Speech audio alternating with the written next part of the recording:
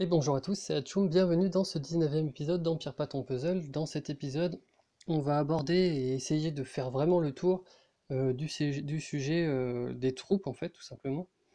Donc on va parler que ce soit au niveau évolution, que ce soit enfin, comment évoluer vos troupes, lesquelles évoluer, lesquelles appliquer sur quel héros, en attaque, en défense.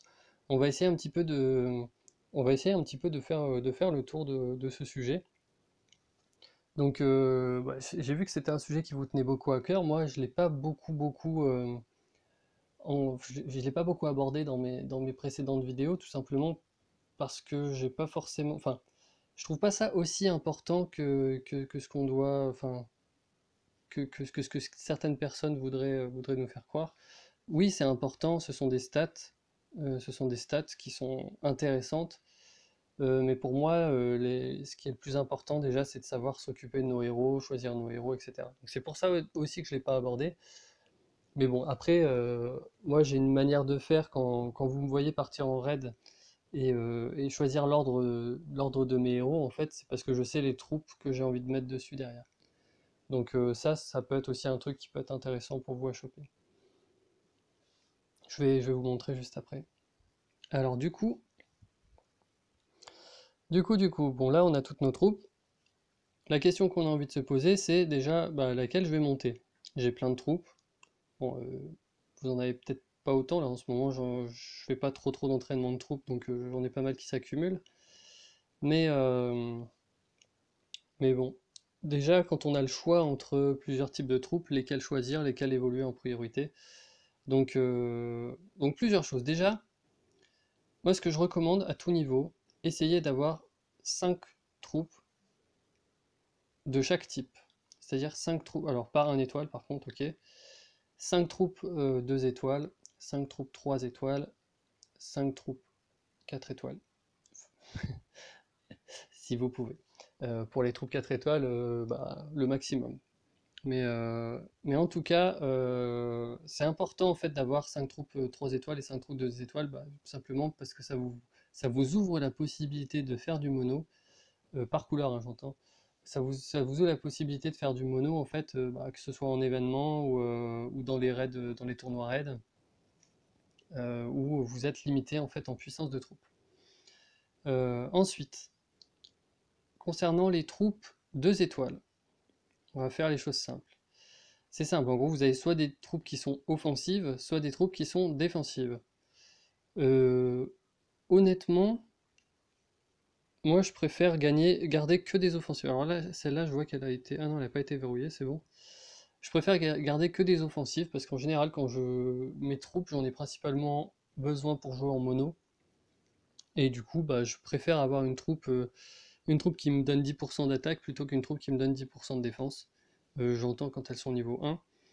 Euh, voilà, bon, moi j'ai certaines qui sont évoluées, hein, ça date du début du jeu. J'avais aussi, il y a quelques temps, il y a quelques mois, j'avais aussi réévolué un petit peu mes troupes 2 étoiles, histoire en anticipation des tournois raids et aussi pour scorer un petit peu mieux en événement. Et quand j'ai vu le boulot que ça demandait, je me suis vite arrêté. Donc c'est pas forcément quelque chose que je recommande. Ce qui est sûr en tout cas, c'est qu'entre avoir pas de troupe et une troupe 2 étoiles niveau 1, c'est énorme la différence. 10% c'est beaucoup. Par contre, entre avoir une troupe 2 étoiles niveau 1 et une niveau 6, entre 10 et 13%, c'est vraiment pas ouf. Et pourtant, ça m'a coûté entre guillemets assez cher de la montée niveau 6. Donc c'est pour ça que je trouve que l'important c'est d'avoir 5 troupes de chaque type, de chaque couleur, sauf pour les 4 étoiles, et, euh, et de préférence celles qui sont offensives de manière à augmenter vos dégâts de tuiles quand vous voulez jouer en mono. Voilà. Donc ensuite, pour savoir quelle troupe évoluer en priorité, alors déjà celle niveau 3 c'est un peu pareil, hein. Celle niveau 3, alors il y en a qui donnent des coups critiques. Celle-ci donne aussi des coups critiques mais moins, mais donne plus d'attaque. Moi c'est celle-ci que je préfère. Donc bon, je montre la violette, hein, mais elles ont toutes le même profil, une offensive, une défensive et une intermédiaire. Moi je préfère avoir augmenté que les offensives. enfin augmenter. Si vous avez le choix et que vous n'avez pas de troupe 4 étoiles, que vous voulez augmenter une troupe 3 étoiles, moi je vous recommande celle-là. Simplement parce que augmenter l'attaque, c'est le plus, je trouve que c'est la stat la plus importante dans le jeu. La défense est bien aussi, mais l'attaque vous servira en titan, en raid, etc. Et puis même en défense, c'est bien d'avoir des héros qui ont pas mal d'attaque. Et je vous rappelle qu'on parle quand même d'un bonus de 10%, enfin autour de 10%, donc entre 7 et 13% pour les troupes niveau 1. Donc c'est pas non plus... voilà. Et aussi, du coup, ce qui vient derrière, c'est de se dire, bah, là par exemple, c'est la première troupe que j'ai eue, donc je l'avais mise niveau 3, et c'est très bien en fait. Si vous avez une troupe, n'attendez pas forcément d'avoir la troupe que vous voulez, surtout au début, hein, j'entends, parce qu'après oui, mais au début, n'attendez pas d'avoir la troupe qu'il faut avant d'évoluer vos troupes en fait. Là déjà, c'est bien d'augmenter un petit peu votre troupe tranquillement, et bon, par contre, vous l'augmentez pas non plus au maximum, une troupe 3 étoiles. Mais et voilà. Et là, par exemple, voilà, celle-ci, j'ai pas la troupe mana, donc ça vient. On en arrive au sujet d'après, en fait, les troupes 4 étoiles. Qu'est-ce qui est le mieux entre critique et mana? Moi, je pense que le critique, globalement, est sous-estimé par la communauté. C'est-à-dire que les troupes critiques sont bien, de base. C'est simplement que elles sont bien jusqu'à un certain niveau. Par exemple, une troupe critique niveau 30, pour moi, est moins forte qu'une troupe mana niveau 30, parce qu'une troupe mana niveau 30 pourra même vous faire gagner une tuile sur un rapide. Voilà, on va reparler un petit peu de chargement de la mana. Mais ensuite, il faut regarder un peu les stats en fait. Et une troupe critique, c'est une troupe défensive. Une troupe mana, c'est une troupe offensive. Donc pareil, regardez sur quel héros vous allez la mettre. Et en termes d'évolution, du coup, bah, ce que je voulais dire, c'est que cette troupe-là, cette troupe critique que j'ai eue, enfin, j'ai toujours pas de troupe mana en fait, et du coup, bah, pour que ma troupe soit bien dans ma défense, entre guillemets, bah, je l'ai augmentée, jusqu'à ce qu'elle atteigne le niveau 16. Là, en ce moment, je l'ai un peu stoppé son évolution de cette troupe-là, justement en attente d'une troupe mana. J'ai trouvé que bah, niveau 16, ça donne des stats qui sont corrects. Et bon, par contre, voilà, le jour où si j'ai toujours pas de troupe mana violette, quand mes autres troupes approcheront du niveau 25-26, bah, je continuerai à l'augmenter un petit peu, quoi. Voilà, le but c'est de rester. Enfin, moi en tout cas, mon but c'est de rester un peu homogène là-dessus. Euh, Ensuite, au niveau des troupes mana, donc là je vais vous renvoyer un petit peu à la. Bon, je vais faire un rappel, mais je vous renvoie aussi à la vidéo que j'avais fait sur les dégâts de tuiles et le chargement de la mana. Donc en gros le fonctionnement de la mana. Et je vais vous remontrer ça. Ça c'est un tableau qui récapitule en fait. Donc ce qu'il faut regarder là c'est le deuxième tableau. C'est celui où il y a écrit Normal Times to Charge. Donc en gros, le troisième tableau, c'est simplement le deuxième tableau divisé par deux. C'est quand vous chargez vos tuiles dans le vide. Donc c'est ce que je vous ai dit, la mana charge 2 fois plus rapide quand vous mettez des tuiles dans le vide. Donc en gros, il faut 6,5 de base, en fait, il faut 6,5 tuiles pour charger un très rapide, 8 pour un rapide, 10 un moyen, 12, etc. Bref. Dès le niveau 1, vous pouvez faire gagner une tuile à un très lent. Au niveau 11, vous pouvez faire gagner une tuile à un très rapide. Au niveau 17, à un lent. Au niveau 23, un moyen et du coup 2 tuiles de chargement sur un très lent. Et seulement au niveau 29, une tuile sur un très rapide. Sur un rapide, pardon. Qu'est-ce que ça veut dire? Ça veut dire que de base, il est peut-être parfois plus intéressant d'utiliser une troupe critique sur un rapide qu'une troupe mana. Cependant, ce qu'il y a derrière ça aussi, c'est les statistiques. Donc le problème c'est que la troupe mana, c'est elle qui donne de l'attaque. Donc par exemple, on va regarder une équipe. Donc là j'ai mon mono bleu par exemple. Mon mono bleu, Qui a les plus gros dégâts de tuiles? C'est Isarnia. En plus, Isarnia est lente, là la question ne se pose pas, ma troupe mana, elle va sur Isarnia, parce que non seulement ça va beaucoup lui booster ses dégâts d'attaque, mais en plus de ça, elle va bénéficier de la mana. Une troupe critique, Thorn, il lui faudrait une troupe mana niveau 23 pour gagner une tuile de chargement, donc ça n'a pas d'intérêt. En plus de ça, il a des dégâts d'attaque qui sont assez faibles, et, il a beaucoup de défense, donc il va beaucoup bénéficier du boost de défense de la troupe critique. Donc la troupe critique va être très très forte sur lui. Allez, on va changer de mono. Alors ensuite pour les autres troupes, bah, là simplement j'ai Triton, Grim. Triton a un petit peu plus de dégâts d'attaque. Ouais, cette tuile fait cette troupe fait 13%, celle-là fait 12%, donc je le mets sur Triton. Et puis Kirill, il n'a pas des stats ouf, donc je lui mets une troupe assez basique. Sachant que là, honnêtement, ça n'aurait aucun... Enfin, là que je fasse ça, ou que je fasse ça, ou... Peut-être pas ça, mais... Enfin, vous m'avez compris, en fait. Là, quelle que soit la troupe que je lui mette, là, entre les trois qui me restent, entre les trois dernières qui me restent, son bonus sera pas... Enfin, ça n'aura pas beaucoup d'impact non plus sur, soit les dégâts de tuile qu'il va avoir, soit les stats supplémentaires. Donc voilà, j'en mets une étoile. Ce qui est important, c'est qu'il en ait une. Ensuite, maintenant, on va regarder... Le mono rouge, ça marche un peu pareil. Mon Haslar est lent et a beaucoup de dégâts de tuile, donc c'est lui que je vais vouloir booster. Là où ça commence à être intéressant, c'est mon mono vert. Alors, et je vais le mettre tel que je le mets quand je fais des raids. Donc là, en fait, l'ordre dans lequel je choisis mes héros, c'est-à-dire que Mère Noël va hériter de ma meilleure troupe, Gaderus de ma deuxième meilleure troupe, Lyanna de ma troisième meilleure, et ensuite on va foutre deux Hansel, un Hansel là, un Hansel là. Et là, ce set-là de troupes, pour moi, est le plus optimal. Je vais vous expliquer pourquoi. Donc, Mère Noël, il lui faudrait... Donc, alors, Mère Noël, je lui ai mis des emblèmes, mais pas assez d'emblèmes pour qu'elle gagne de la mana. Donc, pour l'instant, elle n'a pas gagné de mana. Ce qui fait qu'elle a 12 tuiles de chargement. Donc, je lui mets une troupe critique. En plus de ça, elle est très résistante, donc les 19% vont avoir beaucoup d'impact sur ses statistiques. Les coups critiques, c'est anecdotique, mais bon, pourquoi pas. Mais surtout, c'est elle, j'ai envie vraiment que ce soit le personnage qui me... En plus, elle a plus 6% de points de vie avec cette troupe-là. Donc là, plus 6% de points de vie et plus, je sais plus, 13% de défense. Vous allez me dire, ma troupe mana est pas très évoluée, c'est parce que je suis un peu parti en vrille sur mes troupes vertes.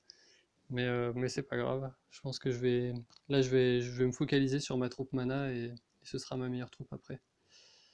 Euh, Voilà, ensuite je mets du coup la troupe mana sur Gaderus. Pourquoi sur Gaderus? Parce que Gaderus, je lui ai augmenté dans son arbre de talent sa mana, donc il est à plus 4% de mana.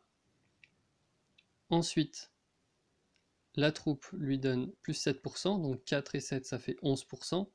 Si on revient à mon petit tableau, il est à 11% de mana, donc c'est l'équivalent d'une troupe niveau 17. Et du coup, une troupe niveau 17, ça veut dire gain d'une tuile de chargement. Donc là, je préfère mettre cette troupe-là sur mon Gaderus, comme ça, il gagne une tuile de chargement. Sachant qu'avant, ce que je faisais, quand cette troupe était que niveau 7, elle n'avait pas 7% de mana, elle avait 5%. Ou alors c'était peut-être mon Gaderus qui n'avait pas encore le maximum de ses emblèmes. Et donc du coup, ce que je faisais, c'est ça. Je mettais ma troupe mana sur Lyanna. Et vous allez me dire, ouais, mais pourtant Lyanna, elle est rapide. Lyanna est rapide, mais c'est mon héros qui a le plus d'attaque. Donc c'était elle qui en bénéficiait le plus, et dans tous les cas, tous mes autres étaient rapides. Hansel aussi. Et là, entre les deux Hansel, pourquoi est-ce que je mets plus d'attaque sur le Hansel de gauche et pas sur celui de droite? Parce que le Hansel de gauche va profiter du buff de dégâts de mon Gaderus, et du coup l'amplification des dégâts qui est due à sa troupe va bénéficier aussi du buff de Gaderus. Donc voilà, bon là j'ai fait un petit peu, c'est peut-être un peu compliqué, c'est peut-être, j'espère que vous arrivez à suivre, Mais en gros, ce qu'il faut retenir, c'est qu'il faut regarder plusieurs choses au niveau des troupes, quoi. Il faut regarder non seulement les stats qu'elles donnent, ce que j'appelle stat spéciale, donc coup critique ou chargement de mana, mais également bah, du coup sur qui ça va en fait. Par exemple, un faiseur de tombe, si vous avez le choix entre une troupe mana niveau 17 et une troupe mana ou une troupe critique en défense, bah, moi j'irais sur la troupe mana. Pourquoi? Parce que faiseur de tombe, avec 6 tuiles de chargement, 6 tuiles c'est vraiment rapide, hein, dans un raid d'attaque. La personne met 5 tuiles sur vous et vous gagnez un tour et c'est bon. Le pouvoir est lancé. Bon, cette tuile aussi c'est fort, mais bon. Voilà. C'est aussi à vous de voir avec ce que vous avez mis en emblème. Ce que je trouve important, c'est que vous essayez de manière, enfin comment dire, c'est que vous essayez dans la mesure du possible de faire un compromis en fait entre bah, le chargement de la mana de votre héros et ses stats. Là, pour Gaderus par exemple, je perds un peu des stats parce qu'au final, la troupe mana donne beaucoup d'attaques alors que Gaderus n'a pas beaucoup d'attaques. Donc, euh, donc voilà, et d'ailleurs c'est totalement viable de mettre sur Gaderus une troupe critique. Par contre, il aura 12 tuiles de chargement. Donc voilà, moi c'est un choix que je fais. J'ai essayé les deux, j'ai trouvé ça mieux comme ça. Mais voilà, les deux sont viables. Donc, et dans tous les cas, ce qu'il faut retenir, c'est que dans les deux cas, ce qui est important, c'est surtout que j'utilise toutes mes troupes les plus fortes dans mon mono. Voilà. Ensuite, au niveau évolution des troupes, chose que j'ai pas dite, c'est que, alors on va faire le test hein, sur une troupe. Ouais, elle va pas bientôt passer son niveau. Quand vous entraînez comme ça et que vous avez vous avez plein de troupes dans votre inventaire, souvent on a envie de faire ça. On a envie de donner les grosses tout de suite comme ça. Comme ça évolue plus vite. Et en fait, ça c'est une erreur. Pourquoi? Parce que plus vous arrivez là vers le niveau 17, et plus, en fait, à chaque niveau, ça coûte plus cher d'évoluer une troupe. Donc ça veut dire que plus je passe de troupes, par exemple toutes mes petites une étoile, dans le niveau 16, moins elles vont me coûter cher à faire. Donc pour ceux qui veulent faire des économies de bouffe, c'est plus intéressant quand vous voulez power farm une troupe de d'abord commencer par les 1 étoile et ensuite d'aller vers les plus puissantes. Et surtout quand vous allez passer le niveau. Donc là, c'est pas vraiment le cas, mais quand vous allez passer le niveau, c'est très important parce que si vous passez le niveau, si par exemple vous mettez 10 troupes alors que vous êtes niveau 16, vous allez payer le coût du niveau 16. Alors que si vous passez niveau 17, enfin vous mettez 3 troupes pour passer niveau 17 et que vous mettez les 7 troupes ensuite au niveau 17, ça va coûter beaucoup plus cher en bouffe. Donc voilà, c'est des petites économies de bouffe, c'est pas grand chose, mais bon, ça peut peser dans la balance. Donc, alors j'ai l'impression d'avoir fait le tour. Je vais réfléchir 2 secondes.